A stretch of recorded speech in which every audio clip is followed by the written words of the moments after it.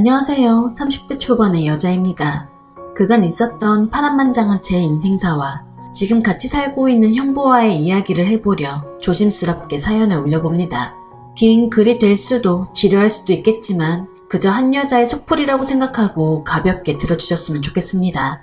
저에겐 2살 차이 나는 제가 너무 좋아하는 언니가 한 명 있었어요.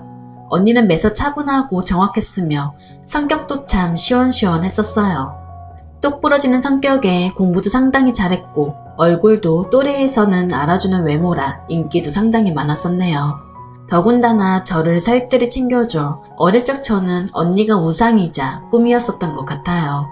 나이는 2살 차이밖에 안 되지만 어릴 적 언니는 저에게는 상당히 커다란 존재였던 것 같아 많이 따랐습니다. 공부를 상당히 잘하던 언니는 서울의 한 대학에 좋은 성적으로 입학하였고 서울에서 자취를 시작하게 되었습니다. 그때는 나가서 자취하며 사는 언니가 그렇게 부러울 수 없었어요. 공부도 잘하고 대학도 좋은 곳에 가는 언니를 동경하며 저도 언니 따라 이 악물고 공부를 했었습니다. 그러다 보니 곧잘 성적도 잘 나왔고 덕분에 언니와는 다르지만 나름 서울에 있는 4년제 합격했습니다. 너무 신났어요. 이제 꿈에 그리던 언니와의 자취와 대학생활이 너무 기대됐거든요. 부모님은 철없는 딸년이라고 핀잔 주셨지만 내심 서울 4년제 대학에 입학한 딸들을 보며 흐뭇해 하셨던 것 같아요. 학기가 시작되었고 언니와 같이 살게 되었습니다.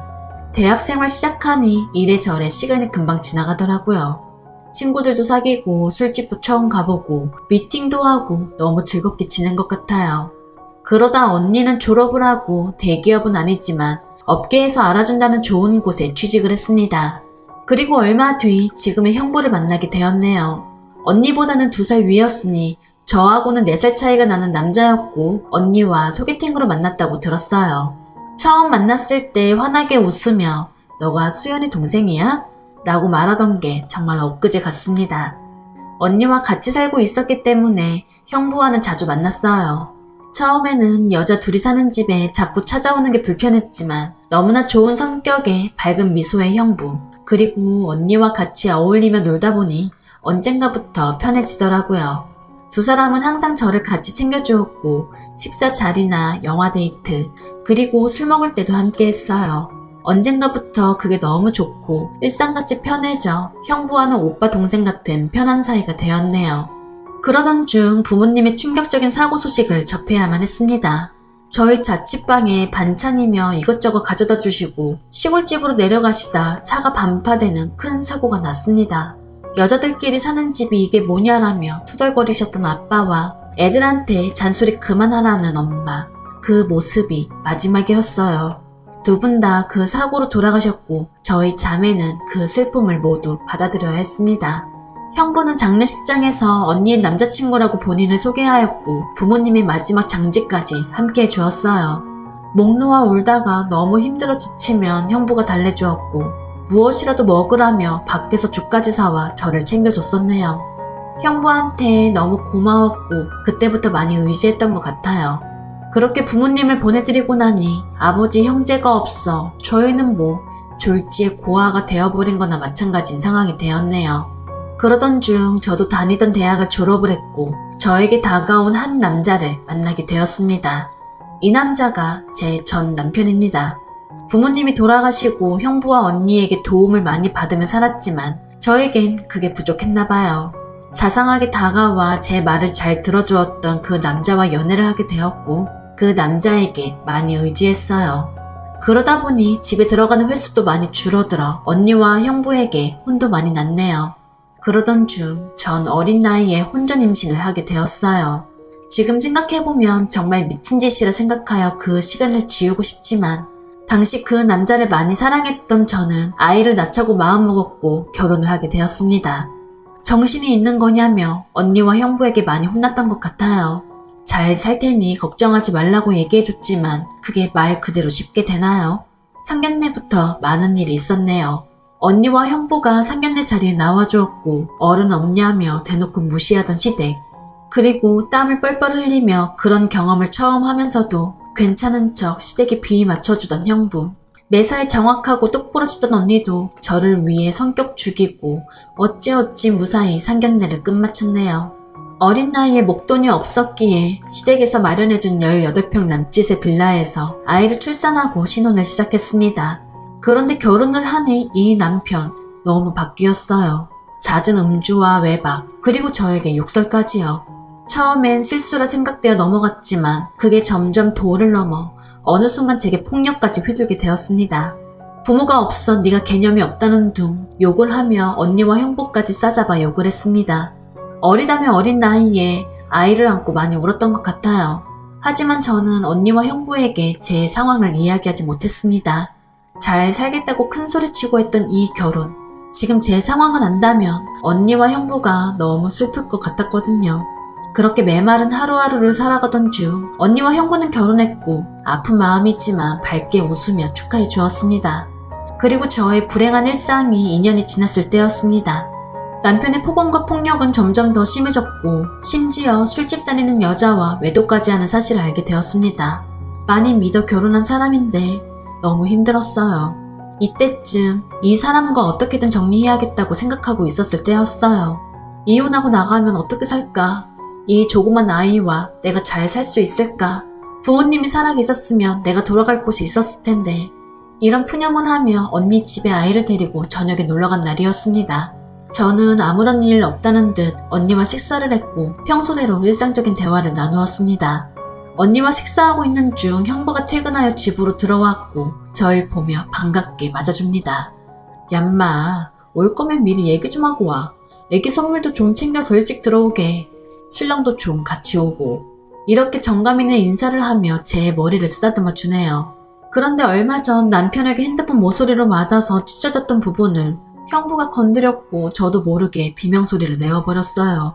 형부가 놀라서 뭐냐고, 왜 그러냐고 계속 물어봅니다. 전 사실대로 말할 수 없어 눈을 못 마주치고 있는데 저도 모르게 눈물이 주르륵 뺨을 타고 내려옵니다. 뭔가 이상하다는 느낌을 감지한 건지 형부는 제 몸을 계속 살폈고 표정이 급격히 변해갔습니다. 남편 놈이 이런 거야? 솔직히 말해봐. 맞지? 이렇게 저를 다그쳤고 아니라고 계속 부인했지만 하염없이 나오는 눈물이 제 말이 거짓이라고 저 대신 대답해 주었어요. 결국 그날 그동안 있었던 모든 일을 솔직히 말했고 형부는 분노하여 그 늦은 시간 저를 이끌고 저희 집을 찾아갔습니다. 술을 좀 했는지 소파에 누워서 뒹굴고 있는 남편을 사정없이 패기 시작했습니다. 네가 사람 새끼냐고, 어떻게 그럴 수 있냐며 계속 때렸습니다. 남편은 정신없이 맞으면서 악을 쓰는 소리를 질렀습니다. 형부는 한참을 때리다가 정신이 조금 들었는지 잠시 숨을 고르더라고요. 일단 이 상황이 정리가 되어야 될 것 같아 형부를 밖으로 데리고 나가려 했는데 갑자기 남편에게 무릎을 꿇으며 이야기합니다. 얘 어디서 이런 대접 받을 아이 아니라고. 제발 잘 좀 대해주면 안 되겠냐고. 내가 때린 만큼 속 풀릴 때까지 때리라고. 제발 부탁을 한다고요. 남편은 그런 형부와 울고 있는 저에게 지금까지 해왔던 것 이상의 온갖 욕설을 뱉으며 경찰에 신고를 했습니다. 경찰이 와서 일단 상황은 종료되었지만 절대 합의하지 않겠다는 남편 때문에 형부는 재판까지 받게 되었습니다. 자세한 내용은 형부가 절대 말해주지 않아 그 후 결과나 처벌이 어떻게 되었는지는 잘 모르겠습니다. 그런 상황에 저는 확실히 남편과 정리할 수 있었고 이도 저도 갈 곳이 없던 저와 아이에게 언니와 형부는 손을 내밀어 주었습니다. 언니와 형부의 집에서 같이 살게 되었고 차근차근 그동안의 정리를 하며 이혼 준비를 했습니다. 이혼 과정이 참 복잡한 게 많더라고요. 저 때문에 속 많이 상했던 형부는 저에게 걱정 말라며 많이 도와주었습니다. 너무 힘들었던 제게는 그때 형부와 언니에게 너무 고마웠어요. 그리고는 예전 처음 형부를 만났을 때처럼 저와 언니 그리고 형부, 거기에 제 딸아이까지 나름 행복한 생활로 돌아올 수 있었습니다. 아이는 아직 어려 그간의 일들을 전혀 인지하지 못합니다. 마냥 이 상황이 당연한 일상인 듯 해맑게 커가고 있습니다. 어쩌면 다행이죠. 이때쯤 아이가 3살이 되어 가정 어린이집에 보냈고 저도 작지만 경제활동을 할 수 있게 되었습니다. 작은 디자이너 업체에 취직을 하게 되었어요. 이 회사가 프리랜서처럼 집에서도 일하다가 사무실에서 회의하고 할 수 있는 아이를 키우는 저에게 딱 알맞은 직장이었거든요. 급여는 크지 않았지만 빨리 목돈 모아 이 집에서 독립하기 위해 이 악물고 일했던 것 같습니다. 회사 몰래 관련 아르바이트도 짬짬이 하며 아이도 챙기고 일도 병행하는 그런 바쁜 일들이었던 것 같네요. 그러다 어느 날 일어나지 말아야 할 충격적인 사건이 벌어졌습니다. 왜 저한테는 이런 시련들이 몇 번씩이나 이어졌는지 아직도 이해할 수가 없네요. 어느 날 회사에서 디자인 회의 후 집으로 돌아왔는데 회사에 있어야 할 형부가 잔뜩 어지럽혀진 집안 식탁에 앉아 울고 있었어요. 식탁 위에는 마시던 소주 한 병이 있었고요. 너무 놀라 이게 무슨 일이냐 물었지만 형부는 아무 말이 없더라고요. 그러다 식탁 위에 올려진 이혼 서류를 발견했고 그 서류에는 언니 이름이 적혀 있었습니다. 무슨 일이냐 물었습니다. 한참 뒤에 형부가 하는 말이 언니와 이혼하게 되었답니다. 언니는 집을 나갔다고 하고요. 도대체 무슨 말인지 도저히 이해가 안 되었어요. 아무 문제 없이 행복하게 잘 지내고 있는 줄만 알았는데 갑자기 이혼이라니요. 계속 형부에게 물었지만 형부는 그냥 이혼할 거니 그렇게 알라고만 얘기하고 다른 이야기는 해주지 않았습니다. 일단 아이를 챙겨야 했기 때문에 대화는 그렇게 끝났고 바로 언니에게 전화했어요. 언니는 아무 말도 하지 않았고 저는 무슨 일인지 일단 만나서 이야기하자고 언니를 채근했습니다. 언니와 만났고 이야기를 들었습니다. 언니가 미안한데 정말 미안한데 사랑하는 사람이 생겼어. 그냥 그런 줄 알아. 너에겐 할 말이 없어. 이게 뭔 말인가요? 제가 그렇게 좋아했던 똑순이 언니가 형부가 아닌 사랑하는 사람이 생겼답니다.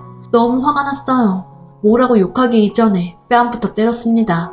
무슨 개짓거리냐고. 형부가 얼마나 우리한테 잘해줬는데 그게 무슨 말이냐고. 나 잘못 들은 거 아니냐고 소리를 질렀습니다. 그런 언니는 그저 미안하답니다. 절 끝까지 챙겨주지 못해서 무책임하게 떠나게 되어 미안하다고요. 너무나 황당하고 어이가 없어 말도 제대로 안 나오더군요. 그렇게 잘해주었던 우리 형부가 너무 불쌍해 정신 차리고 언니에게 이야기했습니다. 앞으로는 넌 내 언니도 아니고 두 번 다시 우리 앞에 나타나지 말라고. 내가 너 대신 형부를 끝까지 지켜줄 거고 꺼지라고요. 그리고 울면서 자리를 나왔습니다. 저도 그렇게 아프게 이혼했는데 그렇게 믿었던 언니가 제 전 남편처럼 말 같지도 않는 짓을 저지르다니요. 집으로 돌아왔고 말없이 형부를 위로해 주었습니다. 사실 제가 할 수 있는 일이 크게 없었어요.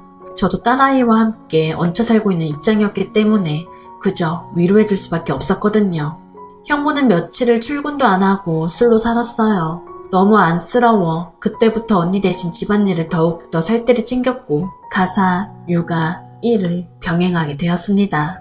너무 바쁘게 움직였지만 그것보다 형부의 충격이 더 걱정되어 힘들다는 생각도 못했어요. 그러던 어느 날 형부가 저를 불렀습니다. 그리고 봉투 하나를 건네주었는데 1억 원이 수표로 들어있었어요. 그러며 하는 말이 같이 아파트 들어가려고 모아두었던 돈인데 이제 아무것도 필요 없으니 이 돈 가지고 나가서 자기 걱정 말고 행복하게 살라고 합니다. 여기 계속 있기 불편하지 않겠냐고. 어차피 끝까지 저와 아이 같이 데리고 가려고 했었는데 그 목 나누어 주는 거라고 했습니다. 그 와중에 제 걱정을 하고 있었다니 눈물이 나서 펑펑 울어버렸어요. 그리고 형부를 꼭 안아주며 내가 같이 지켜줄 거니까 너무 슬퍼하지 말라고. 당분간 곁에 있게 해달라고. 형부가 정신 차리면 내가 알아서 나갈 테니 이 돈 필요 없다고 말했습니다. 형부도 엉엉 목 놓아 울었고 알겠다고 고맙다고 말해주었어요. 그리고 저와 저희 딸아이 형부까지 비록 임시지만 새로운 가족이 되었네요. 형부는 바랄 게 뭐 있냐고 아무것도 필요 없다며 언니와 조용히 합의 이혼을 했어요. 왜 이렇게 착한 사람을 상처받게 만드는지 제가 언니 대신 너무 미안했습니다. 이렇게 짧은 시간 동안 부모님의 사고, 그리고 혼전 임신과 이혼, 그리고 믿었던 언니의 충격적인 배신, 무려 3가지나 되는 큰일을 겪었네요. 형부는 그 후 정신 차리고 일상으로 돌아왔습니다. 저도 마찬가지고요. 서로 많이 의지하며 바쁜 나날들을 보내고 있습니다. 언니가 떠난 충격을 온전히 떨칠 수는 없었지만 그래도 그 슬픔이 어느 정도 가셨을 무렵 작은 월세방을 얻어 나간다고 형부에게 말했어요. 어느 정도 일상의 제자리에 온 것 같아 제 살길 찾아가겠다고 말했더니 여기가 너희 집인데 어딜 가냐고 화를 내며 말하더라고요. 이젠 우리 가족인데 어딜 나가냐고요. 끝까지 서로 의지하자며 저를 붙잡더라고요. 완강히 거절했고 이런저런 실랑이가 있었지만 형부에게 너무 고마웠어요. 저는 그 손을 놓을 수 없었습니다. 결국 저희는 서로 상처받은 사람들이 만든 이상한 가족 구성원이 되었지만 나름 행복하게 잘 살고 있습니다. 지금 살고 있는 곳보다 조금 더 좋은 아파트로 이사도 했고요. 남들이 이상하게 볼 수도 있겠지만 신경 쓰지 말라고 늘 본인보다 저를 신경 써줬어요. 아이 유치원 행사에도 애비 없는 자식 소리 듣지 않게 아빠처럼 참여해주고요. 남들이 흔히 생각할 수 있는 이상한 관계는 절대 아닙니다. 사실 저조차도 나름 소소한 행복을 느끼며 사는 이 순간이 영원할 것 같진 않습니다. 언젠가 저도 이곳을 떠나야 할 테니까요. 그래도 지금의 현재에 충실해 보려 합니다. 길다면 긴 시간, 짧은 글 안에 모두 담아보려니 횡설수설 말이 많았네요. 제 이야기 들어주셔서 감사드립니다.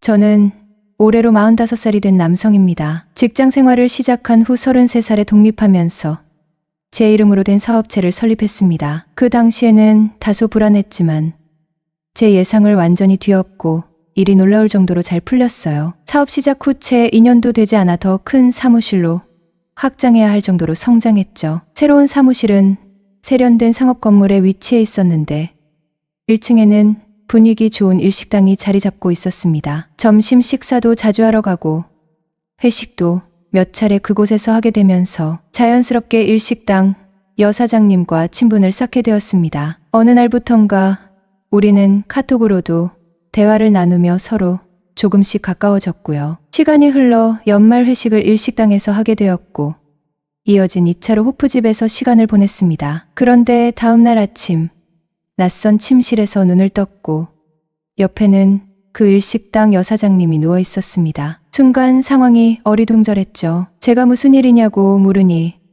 그녀는 전날 2차가 끝난 후 집으로 돌아가던 길에 저와 우연히 마주쳤는데 반갑다며 막무가내로 술 한잔 더 하자고 해서 자기네 집으로 데려왔다는 겁니다. 그렇게 아침에 해장국을 배달시켜 먹으면서 잠시 대화를 나누다 보니 그녀는 35살에 미혼이고 건물주 딸이라는 거예요. 아무튼 평소 호감을 가지고 있던 여인이었고 하룻밤에 만리정성을 쌓았으니 우린 급속도로 가까워져 연인 사이가 되었죠. 그렇게 6개월쯤 흘렀나 아버님이 집으로 초대해 밥 한 끼 먹자 했고 우리 사이를 다 알고 계신 듯 했어요. 그리고 20일 뒤 상견례를 하고 따로 어른들끼리 만나 일사천리로 결혼까지 이뤄졌습니다.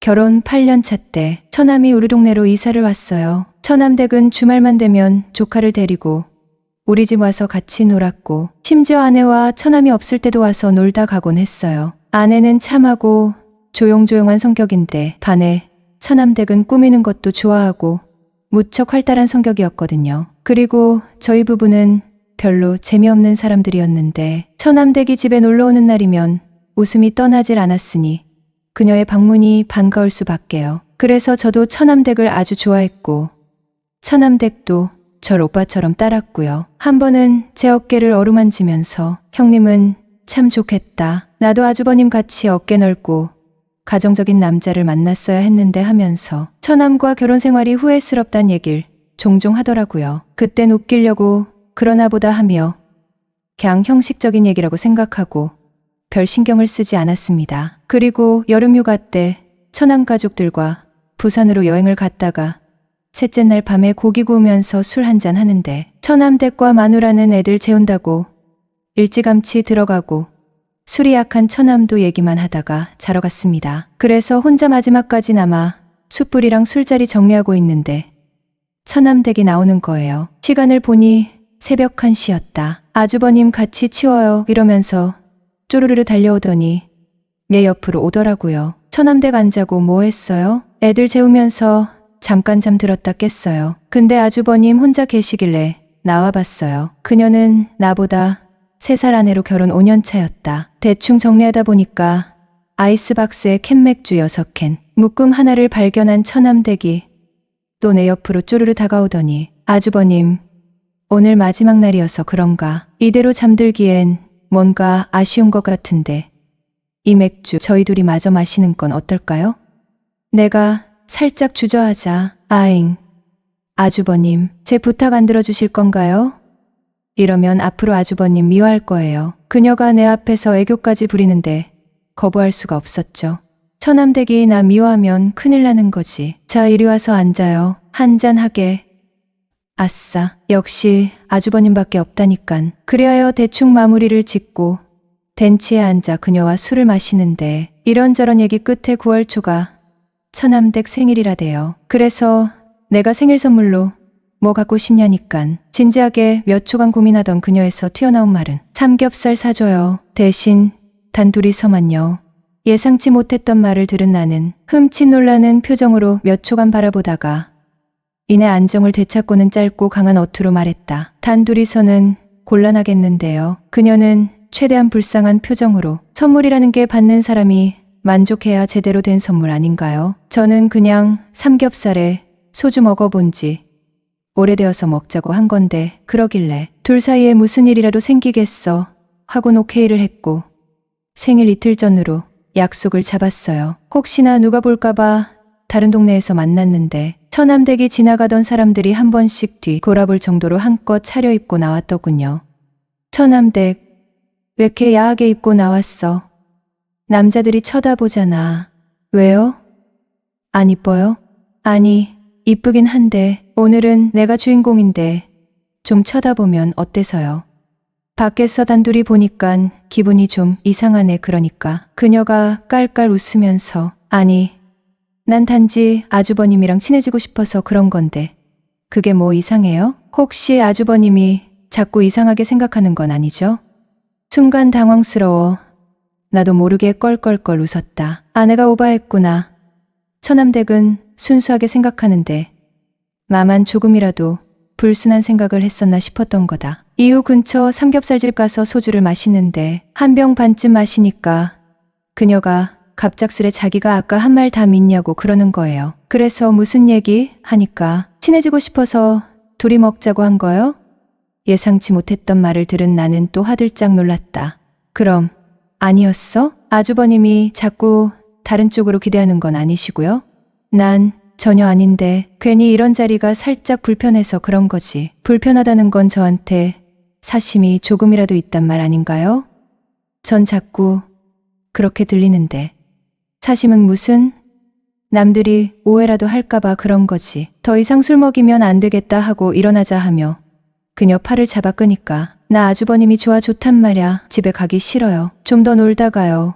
이러면서 주사를 부리는데 밖에 나와서도 잠시 동안 실갱이를 하다 겨우 택시를 잡아탔다. 그녀가 살고 있는 아파트에 도착. 집까지 바래다줘서 고맙다며 집에 들어와 차나 한잔하고 가라고 하더라고요. 그러고 보니 한동안 처남 얼굴도 본 적도 없었고 조카 용돈이라도 줄 겸해서 같이 집으로 올라갔죠. 그런데 막상 같이 집으로 들어왔는데 아무도 없는 거예요. 처남 어디 갔어요? 오늘 늦게 들어올 것 같네요. 아마도. 순간 거실의 분위기는 조금 서먹해졌어요. 평소 같았으면 차 한 잔 내오겠다며 주방으로 향했을 그녀인데 어정쩡한 간격으로 우리 둘은 거실 위에 서 있었죠. 아주버님 혹시 나 때문에 화난 거예요? 아니야, 그런 거. 처남댁 그거 알아? 뭐려? 옥순이 넌 미워할래야 미워할 수 없는 여자야. 호호. 아주버님이 나한테 푹 빠졌으니 당연한 거지. 이러다 큰일 나겠다 싶어 집을 나왔는데 오만 가지 생각이 다 들더라고요. 그러다가 어느 날인가 하늘이 무너지는 듯한 소식을 듣게 되었죠. 제가 회사에서 일하고 있는데 처남댁에게 전화가 왔더라고요. 아내가 병원에 있으니 빨리 오라고요. 대낮에 횡단보도를 건너다가 교통사고를 당했다고 했어요. 저는 당장 병원으로 달려갔는데 아내는 결국 저에게 마지막 인사도 남기지 못하고 떠나버렸어요. 그 후로 저는 당분간 아무것도 제대로 할 수가 없었습니다.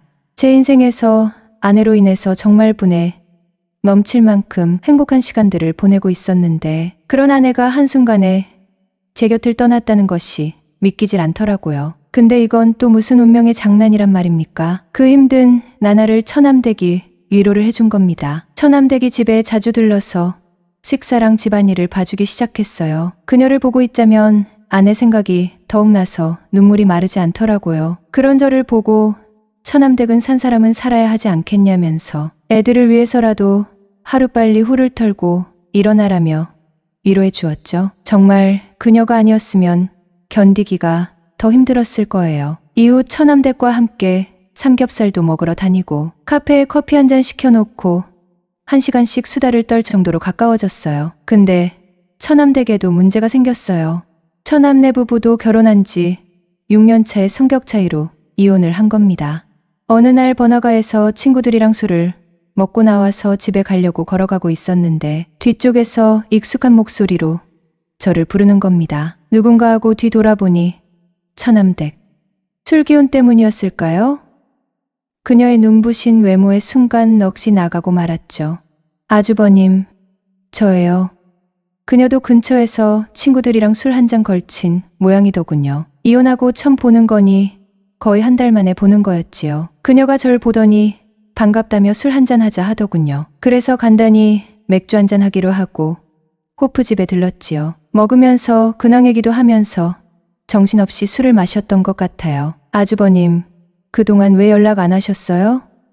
전 혹시나 하고 기다렸는데. 그랬어? 난 처남댁 기분이 꽤나 어수선할 것 같아. 맘 정리 끝나고 연락 오길 기다렸지. 칫, 마음 정리할 게 뭐 있다고. 아주버님이 제 기분을 풀어주셨어야죠. 내가? 처남댁도 잘 알잖아. 내가 엄청 보수적이라 그렇게 못한다는 거. 알죠. 너무 잘 알죠. 암튼 생긴 거하곤 너무 다르다니깐. 얼굴이랑 체형은 완전 상남자 같이 생겼는데 성격은 완전 소심. 그 자체라니깐. 그리고 술자리가 끝날 때쯤 자기 너무 취했다고 집까지 데려다 달라고 하는 겁니다. 아주버님, 아니 경태 오빠, 나 집까지 데려다 줄 거지? 그럼 물론이지. 근데 집이 어디야? 오빠 사는 데랑 가까워. 그녀는 우리 동네 바로 근처 빌라에서 지내고 있었다. 그래서 부축하고 함께 택시를 탔죠. 상황은 처음으로 그녀와 삼겹살 먹었던 그날과 너무나도 비슷했네요. 근데 두 사람이 처지가 완전 달라졌죠. 둘 다 혼자였으니까요. 하나는 돌싱녀, 그리고 하나는 호라비. 집에 도착을 하였는데 그녀가 나를 붙잡았어요. 경태 오빠, 나 잠들 때까지 옆에 있어주면 안 돼? 자기 혼자 있으려니 너무 외롭고 쓸쓸하다고. 그렇게 이런저런 얘기를 나누다 두 사람이 거의 동시에 잠이 들어버렸습니다. 이후 처남댁과 자주 왕래하며 지냈어요. 근데 반년도 안 돼 처남댁에게 또 다른 큰 사건이 하나 터지고 말았어요.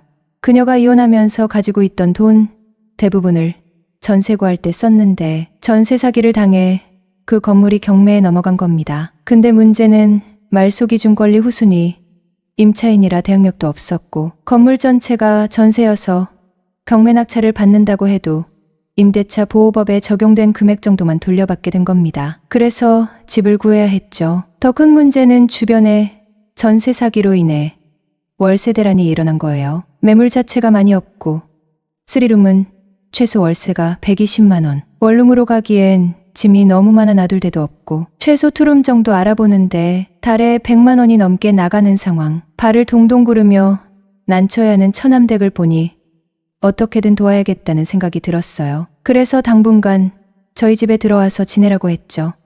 처남댁과 함께 사는 건 생각했던 것보다 나쁘지 않았습니다. 늘 적막했던 집에 사람의 온기가 느껴지고 가끔은 아내와 함께 했던 시간들이 떠올라 위로가 되기도 했어요. 하지만 함께 산다는 건 가끔 예상치 못한 감정을 불러일으키기도 하더군요. 왜냐하면 처남댁과 단둘이 살면서 저는 점점 그녀에게 묘한 감정을 느끼기 시작했거든요. 솔직히 처남댁이 좀 이쁘거든요. 특히 몸매는 불륜감이 서양 여성 저으라라 할 정도였으니 평소 옷을 입고 있어도 와 장난 아니다 감탄할 정도였으니 말이죠. 처음에는 그저 본능적인 반응이라 여겼지만 시간이 지날수록 마음을 숨기기가 어려워졌습니다. 그러던 중 어느 날 방에서 혼자 스스로 위로를 하고 있었는데 처남댁에게 들키고 말았습니다. 방문도 잠그지 않고 이어폰을 낀 상태여서 처남댁이 들어오는 소리를 전혀 듣지 못했거든요. 어머나, 아주버님,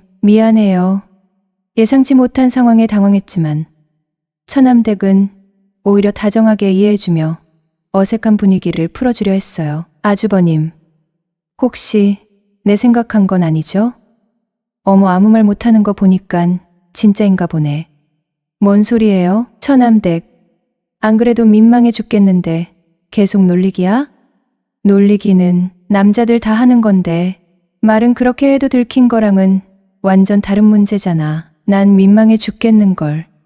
민망할 게 뭐가 있어요. 건강해서 그런 걸.